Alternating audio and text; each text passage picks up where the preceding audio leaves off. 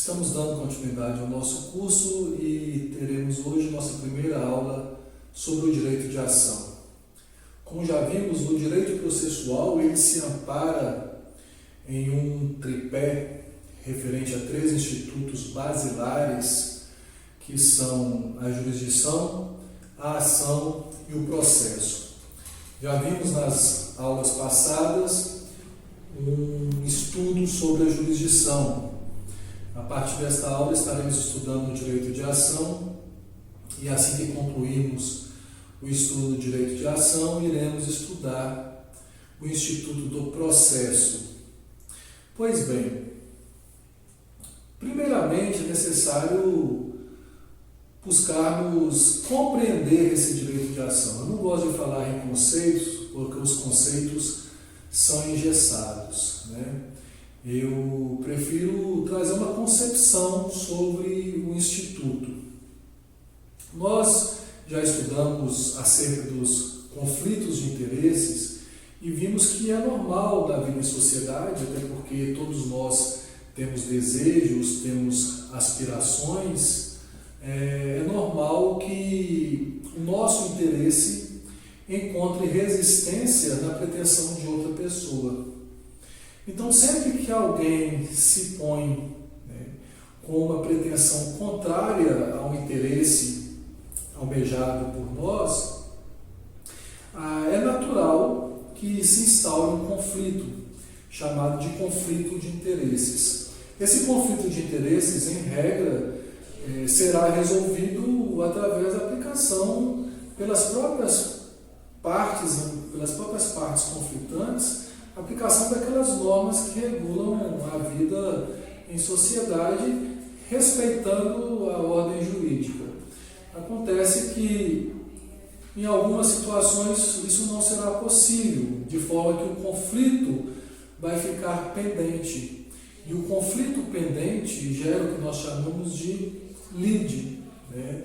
Então, é aquela pretensão resistida, o interesse de um que encontra resistência no interesse de outrem, né? E que não há uma autocomposição ou uma solução harmônica para esse conflito, fazendo assim com que as relações sociais sejam abaladas. Não é possível que esse conflito permaneça pendente, porque nós podemos ter tensões sociais não desejadas. O Estado, a nossa ordem jurídica vigente, ela veda, em regra, como já estudamos também, que uma das partes conflitantes possa satisfazer a sua pretensão através da imposição de sua vontade. Então, não é possível, via de regra, que alguém, pelo uso da sua força, possa exercer arbitrariamente o seu direito, impondo o seu desejo àquele que lhe tem uma resistência. De modo que a autotutela, o nome que damos a isso, o exercício arbitrário de seus direitos através do uso da força, a autotutela, em regra, ela é vedada, ela é proibida. Inclusive, a conduta é considerada ilícita, podendo ser um ilícito civil e algumas vezes um ilícito penal.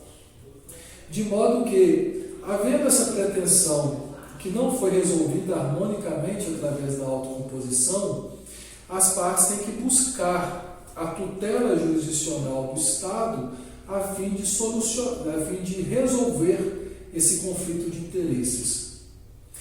A forma como as partes buscam essa tutela jurisdicional é que nós chamamos de direito de ação, né? A invocação da tutela do Estado, e tutela é proteção, já vimos isso, a invocação dessa proteção do Estado para que o Estado possa, então, substituir a vontade dos litigantes na análise do caso concreto, dizendo quem tem a razão, é o que nós chamamos de direito de ação. O Estado, para ele manter uma conduta imparcial, estando assim equidistante de ambos os litigantes, é necessário que ele seja provocado para prestar o exercício da jurisdição. O Estado não pode, assim, atuar a sua jurisdição de ofício. A forma para se provocar a jurisdição estatal, a fim de que o Estado dê uma resposta para o conflito, é o que nós chamamos de direito de ação. Esse direito de ação é previsto constitucionalmente no artigo 5º, inciso 35. Nós já fizemos estudo desse princípio constitucional, que recebe os nomes de direito da ação, ou princípio da ação, bem como também princípio da inafastabilidade da tutela jurisdicional e, para alguns autores, princípio da demanda. Pois bem, nos termos do artigo 5º, inciso 35 da Constituição Federal, tem-se que a lei não pode trazer uma previsão que afaste da análise do Estado, ou seja, a lei não excluirá da apreciação estatal uma lesão ou ameaça de lesão a um direito. Pois bem, qual a natureza jurídica, portanto, do direito de ação? Já vimos que é através do direito de ação que vai ser pleiteada por parte do Estado a prestação da tutela jurisdicional. O Estado ele precisa ser provocado. Existe até um brocardo latino que diz o seguinte: ne procedai iudex ex officio, ou seja, o juiz, o magistrado, o julgador, ele não vai agir de ofício, não vai proceder de ofício, necessitando, para tanto, ser provocado.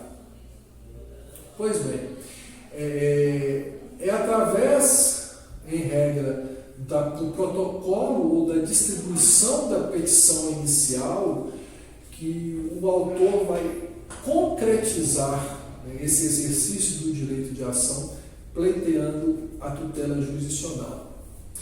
E durante o século XIX, muitas teorias erigiram no mundo jurídico acerca da natureza jurídica do direito de ação.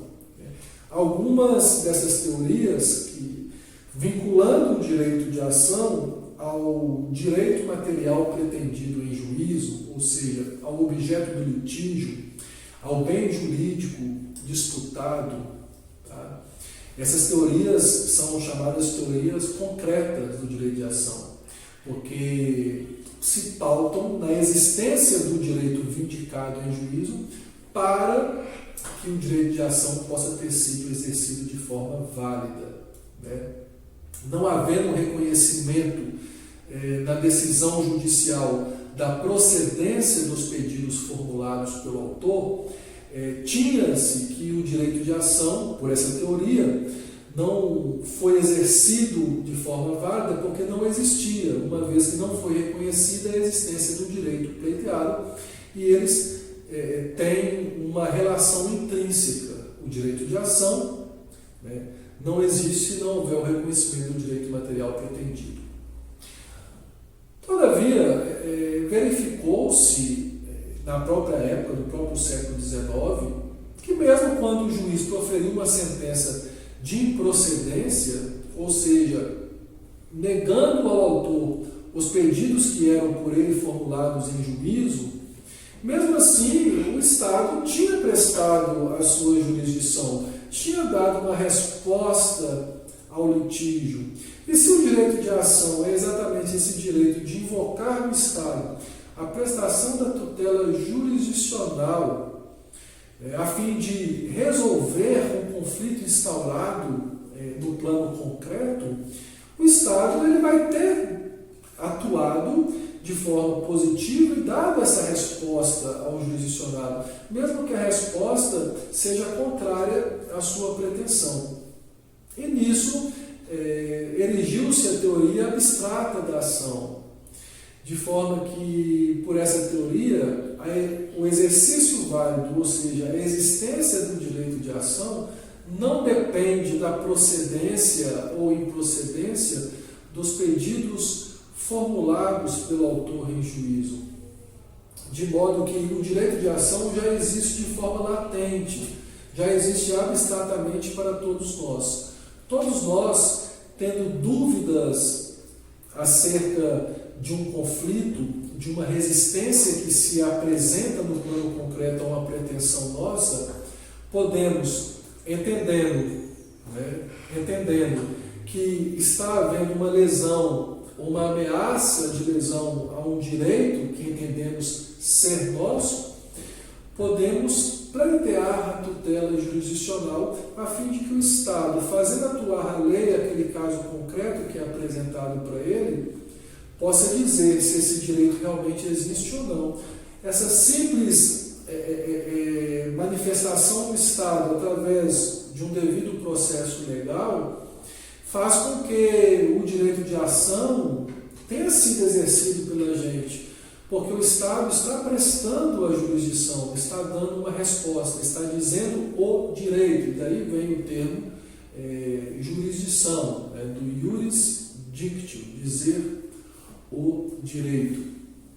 Pois bem, foi muito importante essa separação entre o direito de ação do direito material pretendido em juízo. Nós não vamos ficar entrando em detalhes acerca das várias teorias erigidas nessa época, mas prevalece entre a gente essa teoria da ação como um direito abstrato, desvinculado do direito material que se busca defender em juízo. É muito importante porque verificou-se também que existe uma autonomia entre o próprio direito processual e o direito material.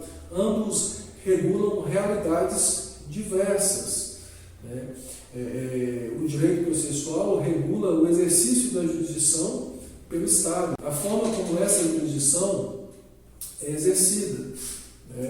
E o direito material, ele declara direitos e estabelece obrigações a serem observadas nas relações sociais mais diversas. O Estado, ao conduzir a jurisdição através do processo, que é outro instituto essencial, e essa jurisdição vai ser provocada através do direito de ação e vai ser exercida através do processo. O Estado, ele conduz o processo e o processo ele se concretiza, ele tramita perante o órgão judiciário através do que nós chamamos de rito ou procedimento, ele conduz por normas processuais, mas ele decide o conflito com a aplicação da norma de direito material. Então, o fato de ter havido toda a utilização do aparato estatal para que o Estado possa, ao final, na sentença, dar uma resposta àquele conflito de interesse que lhe é apresentado, já é, por si só, um exercício válido e regular do direito de ação, mesmo que o Estado, ao final, julgue improcedente os pedidos formulados pelo autor.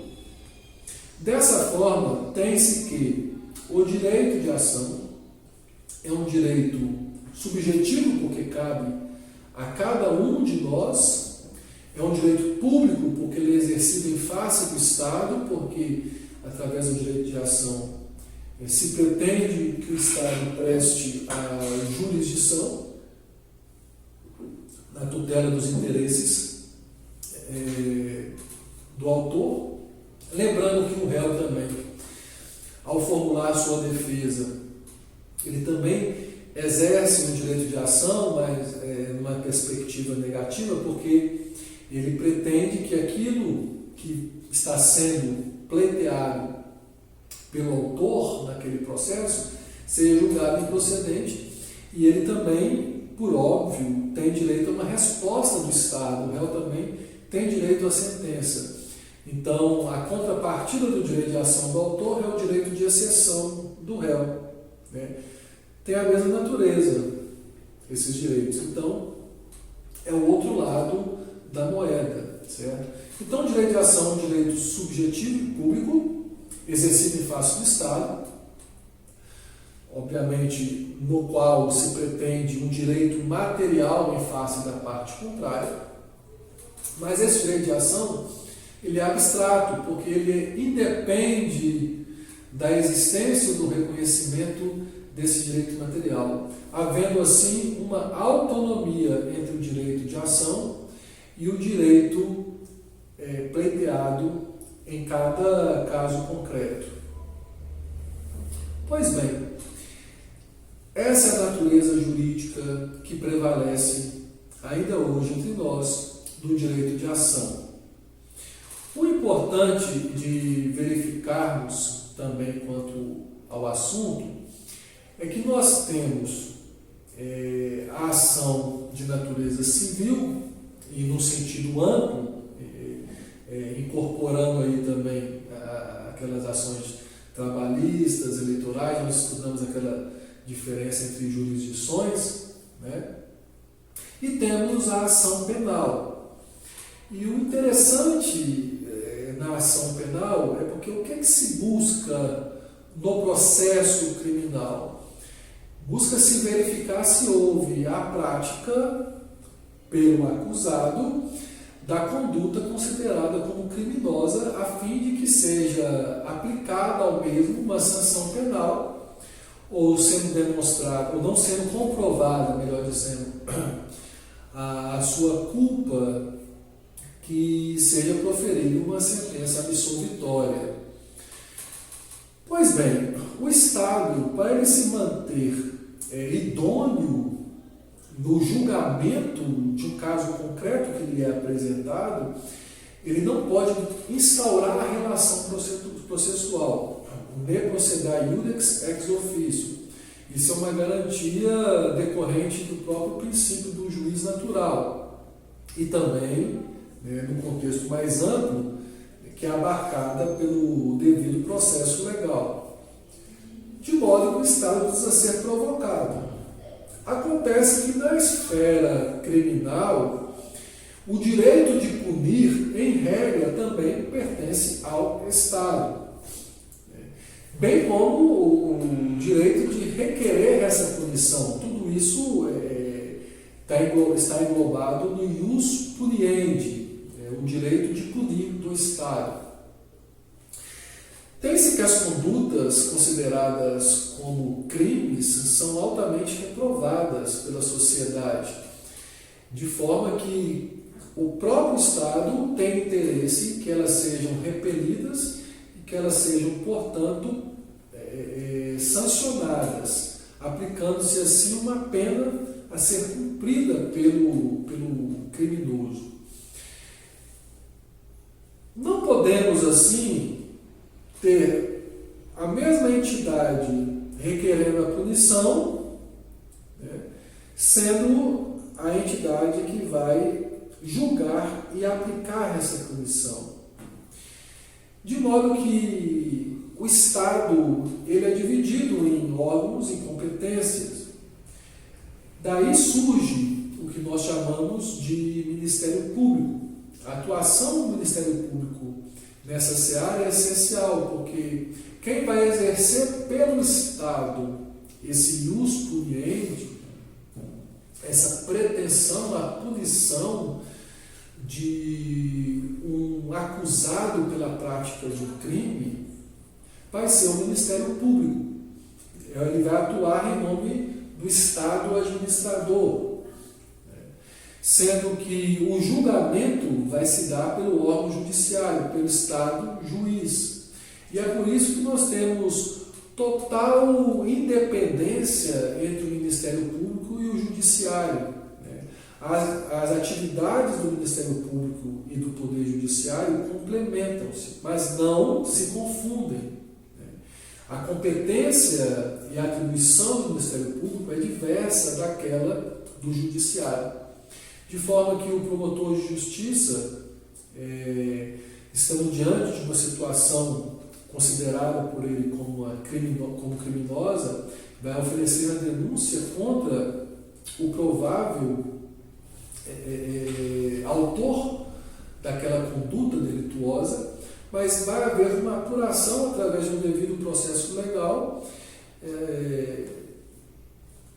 por um procedimento judicial que vai tramitar nos nossos órgãos judiciais e que quem vai proferir a decisão, quem decide é o juiz, de forma que a competência e a atribuição do juiz é bem delimitada, não se confundindo com a do promotor. O promotor acusa, o juiz julga. Dessa forma, a natureza da ação penal ela é a mesma daquela da ação civil.